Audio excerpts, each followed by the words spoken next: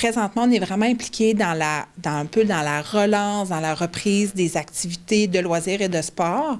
Par ça, on va parler de soutien aux clubs sportifs, les activités de plein air, les activités culturelles.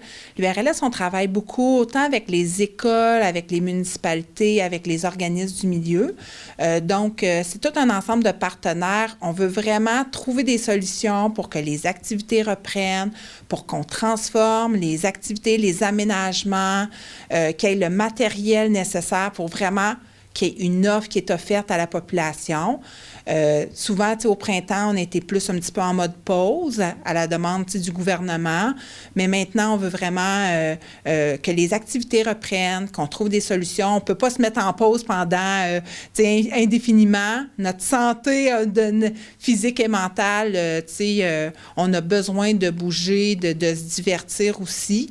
Donc, présentement, on est vraiment impliqué dans cette reprise-là avec tous les partenaires, soit par vraiment de l'accompagnement pour trouver des solutions, des idées, puis aussi avec différents programmes d'aide financière selon les clientèles avec lesquelles on travaille. OK. Puis là, vous avez un super de beau slogan qui est « Hiver pas plate ». Passer un hiver pas plate. Bien oui, c'est ça, l'hiver pas plate. Dans le fond, qu'est-ce qu'on veut? On voit l'hiver arriver à grands pas, puis on a une préoccupation. Premièrement, l'activité actuellement la plus facile de faire, c'est des activités extérieures. C'est l'activité qui a le moins de contraintes. Donc, on a un grand souci de dire, bon, OK, cet hiver, qu'est-ce qu'on fait comme activité?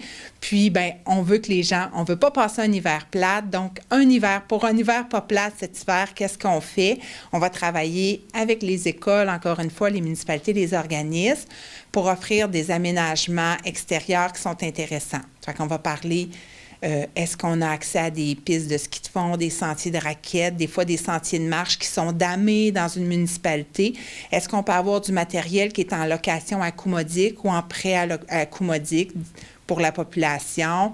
On veut s'assurer que les patinoires sont ouvertes, que les aménagements aussi qui sont sur place respectent les mesures sanitaires en vigueur. Donc, on a un grand souci que les gens, cet hiver, s'habillent, vont à l'extérieur, puis qui ont du plaisir, qui sont actifs. Selon les consignes, il y a des choses qu'on ne peut pas faire, c'est sûr, mais il y a plein de choses qu'on peut faire, puis on veut les mettre en valeur, là, ces activités-là. OK. Puis là, il y a comme 3 actions qui sont mises en place. Bien, dans le fond, nous, l'URLS, on va être présent, on va accompagner les organismes, puis on va essayer aussi de donner beaucoup de visibilité à tout ce qui se fait sur le territoire. Puis finalement, on a des programmes d'aide financière. On a 2 appels, dans le fond, de projets qui sont présentement en cours. Un qui est spécifique pour les clubs sportifs. Donc, si vous êtes un club sportif, que vous avez des activités, c'est possible, dans le fond, de profiter du programme de soutien aux clubs sportifs. La date limite pour présenter une demande est le 1er décembre.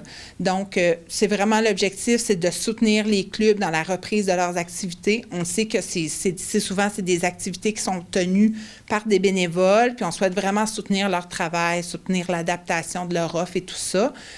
Donc, premier élément pour le soutien financier. Puis le deuxième, c'est notre programme actif. Donc, c'est un programme d'aide financière qui est assez important pour nous. Ça, c'est vraiment pour la reprise. Présentement, grande priorité, c'est la reprise des activités hivernales. Donc, des projets d'aménagement, d'achat d'équipements, d'animation des sites. C'est quelque chose là, qui peut être financé par ce programme-là. On a aussi fait une liste d'activités, de projets qui peuvent être faits en zone orange ou en zone rouge. Ça va être probablement la réalité de notre hiver. Donc, on a sorti une grosse banque d'idées avec plein de choses qui est possible de faire. Ça nous fait réaliser tout ce qu'on peut faire. Puis, encore une fois, programme actif, la date limite 1er décembre aussi. Donc, si les gens ont des projets à soumettre, un formulaire qui est disponible sur notre site Internet, www.urlsgim.com. Puis, les gens peuvent aussi nous appeler pour poser leurs questions, bien sûr.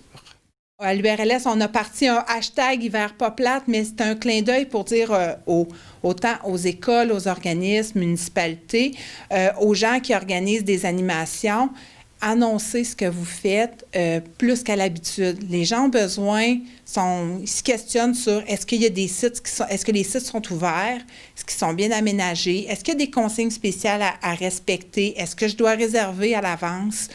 Est-ce que j'ai accès à de l'équipement sur place? Est-ce que je dois emmener mes choses? Fait que les gens ont beaucoup de questions. Donc, le message aussi, c'est de redoubler les actions de communication dans les prochaines semaines. N'hésitez pas à annoncer ce que vous faites sur différentes plateformes aussi, toujours dans le but que la population, rassurer la population justement rassurer sur les bonnes pratiques qui sont mises en place en fonction de la situation actuelle. Puis aussi de rappeler aux gens, peut-être qu'avec l'hiver qu'on a, la situation, les gens vont redécouvrir aussi des activités qui pratiquaient moins dans les dernières années. Donc, toujours dans le but d'informer puis de donner des idées aussi aux gens. Donc, communication plus, là, dans les prochaines semaines, c'est la grande invitation qu'on lance aussi.